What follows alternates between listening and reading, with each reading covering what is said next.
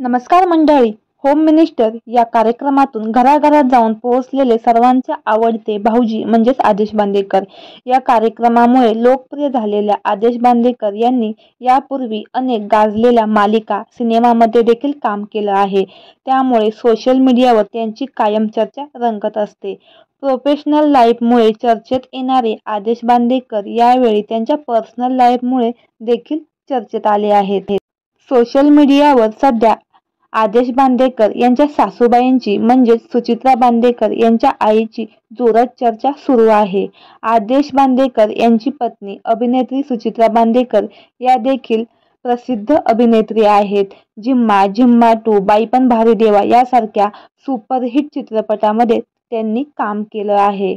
त्यामुळे त्या बऱ्याचदा त्यांच्या कुटुंबियासोबतचे फोटो, व्हिडिओ शेअर करत असतात. तर मंडळी, सुचित्रा यांच्या आई कोण आहेत तुम्हाला ठाऊक आहे का? जाणून घेऊ संपूर्ण माहिती. सुचित्रा बांदेकर यांच्या आई अत्यंत साध्यासुध्या असून त्या स्टारडमपासून बऱ्याच दूर आहेत.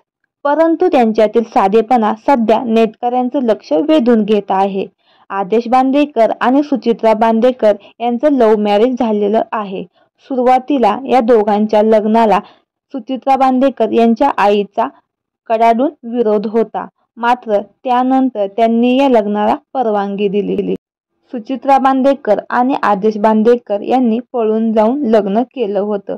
अवघं 50 रुपयाचं खोटं मंगळसूत्र घालून त्यांनी लग्न केले होते.